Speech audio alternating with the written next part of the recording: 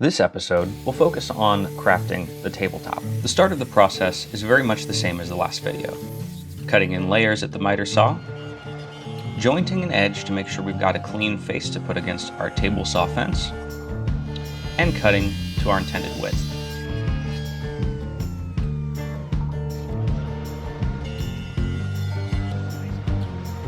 I really like jointing and planing because it reveals all the beautiful grain inside of the wood.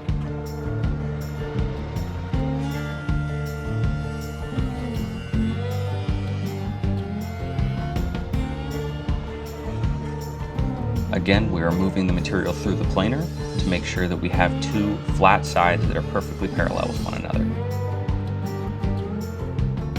We're going to be resawing this board at the bandsaw into two pieces of equal thickness, and the FitFinder is going to help with this. The FitFinder is a half gauge, and I'm using the Upgrade Kit's outside tip seen here. The FitFinder is easy to use and has a ton of applications for transferring half measurements on all different kinds of machines. And the Upgrade Kit really helps with that accuracy.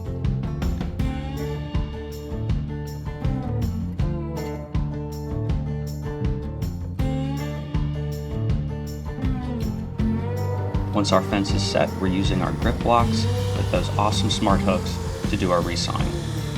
I'm actually going really slow here to make sure my bandsaw blade doesn't move. The more pressure you add, the more it tends to want to sway to one side or another. Once we have our resawn pieces, I'm going to go ahead and true up those edges using the grippers on the table saw.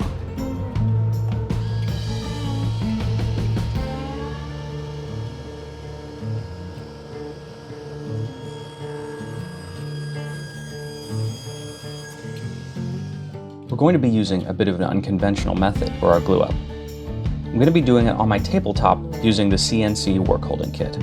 There are a few advantages to using the CNC kit for applications like this. Since the CNC kit was designed to keep your material flush to your work surface, it gives you a final result that's as flat as your work surface. And it's also low profile, which allows you to switch quickly over to sanding, while keeping your material held down securely.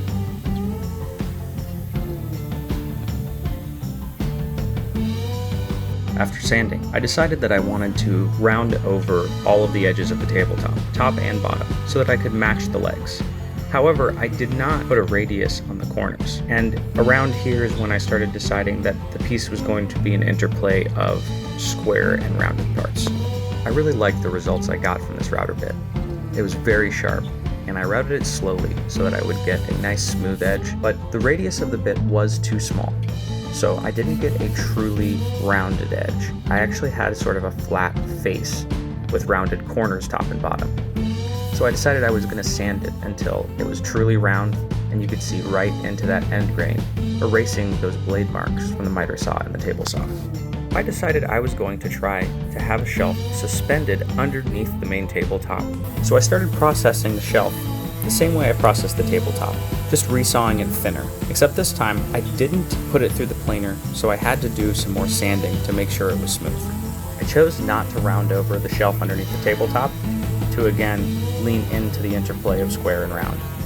But I decided to make the riser almost exactly the same as the tabletop in its general aesthetic, except I made it out of a single piece, so I didn't have to do a glue up.